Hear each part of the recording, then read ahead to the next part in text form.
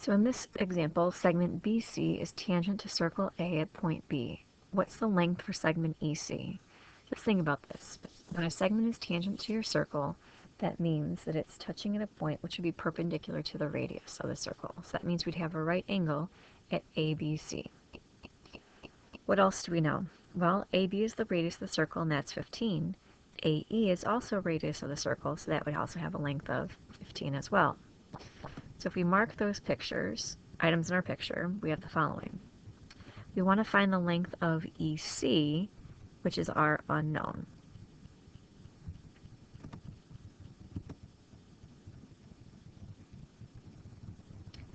So let's take what we've drawn and pull it apart from the picture to see what we're working with. Here we have a right triangle, and we can see we know one leg is 15, the other leg is 20, and the hypotenuse is made up of these two segments, 15 and some unknown. So why don't we think of it as our value, we'll call it our own unknown x.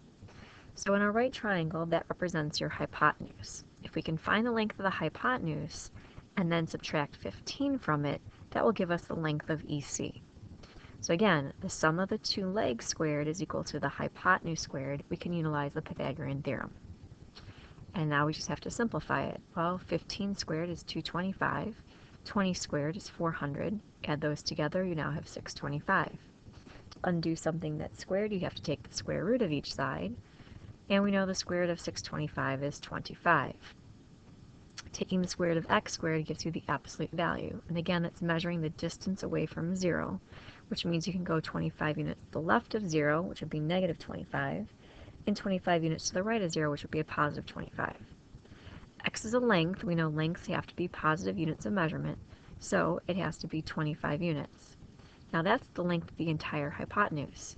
EC is only part of the hypotenuse, so to find its length, we have to take the entire hypotenuse minus the piece of the radius that we already know of the hypotenuse, which is 15.